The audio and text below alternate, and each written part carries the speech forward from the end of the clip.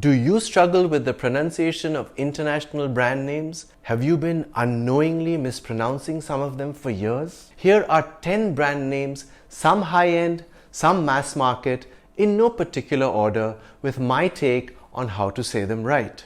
I'll also throw in a tidbit or two about each brand. Do note that this video is a collaboration between Storyboard 18 and the English Nut. Keep watching, it'll be fun, I promise. But first, please subscribe to the English Nut on Instagram, YouTube, Facebook, and Twitter. Thank you.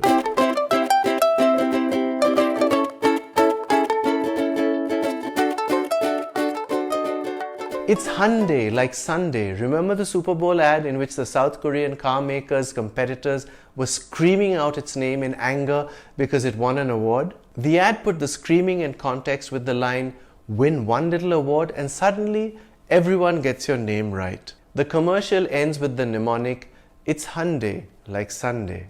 Great way to tell the world you won an award and to get people to pronounce your name right. Yves Saint Laurent? No, mademoiselle. No, monsieur, c'est Yves Saint Laurent. The two N's aren't really pronounced. You just nasalize the preceding vowel sound, Saint Laurent. You see, Yves Saint Laurent was a Frenchman. He was also one of the foremost fashion designers of the 20th century. He started his own fashion house after being sacked by Dior, whom he sued and won. If you have trouble with the French pronunciation, you can say it the English way, Yves Saint Laurent, or shorten it to its initials, YSL. But if you want to be absolutely right, say Yves Saint Laurent.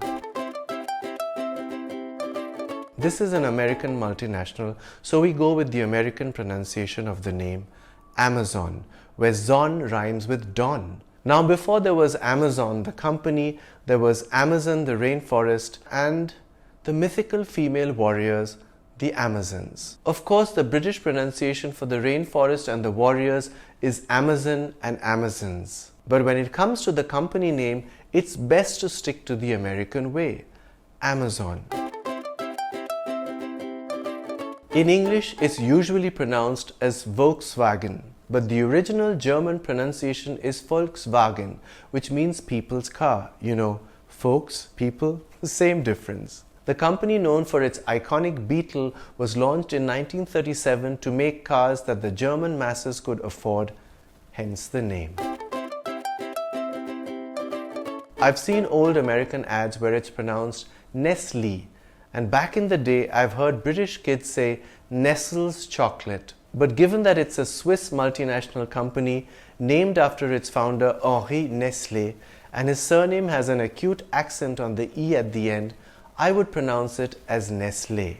Henri Nestlé was born Heinrich Nestlé and was actually of German origin. Nestlé means little nest in the German dialect he spoke, which is why the company logo features a little nest. Givenchy is a high-end French fashion and perfume house.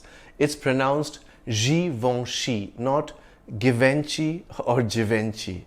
Founded in 1952 by French aristocrat and fashion designer Hubert de Givenchy, the V-E-N in the name is pronounced Von. The N is not really articulated. The vowel sound before it is nasalized, Von. Givenchy achieved fame in the world of haute couture with his very first collection, which was lauded by Vogue. Haute couture means high fashion in French. The H is silent and the T is soft in French. So it's haute couture, not hot couture.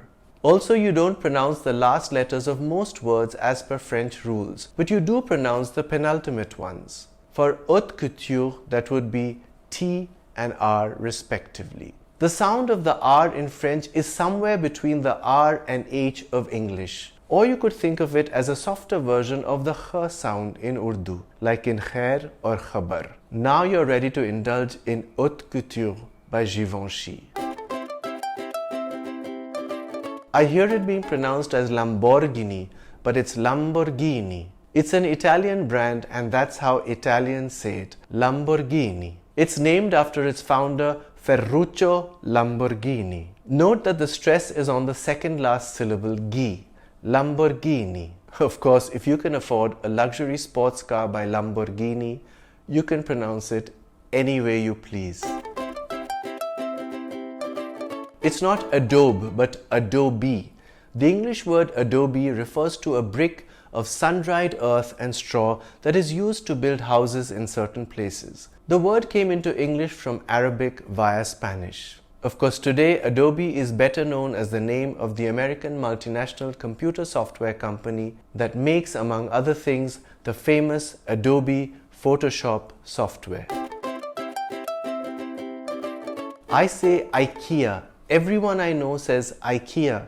The Indian ads and the American ones say IKEA. But interestingly, the UK ads say IKEA, which is closer to the Swedish pronunciation. So if we want to say it the authentic Swedish way, we can say IKEA. Or we can say it like the American and Indian ads, IKEA. I'm going to stick with IKEA, except when I'm in Scandinavia.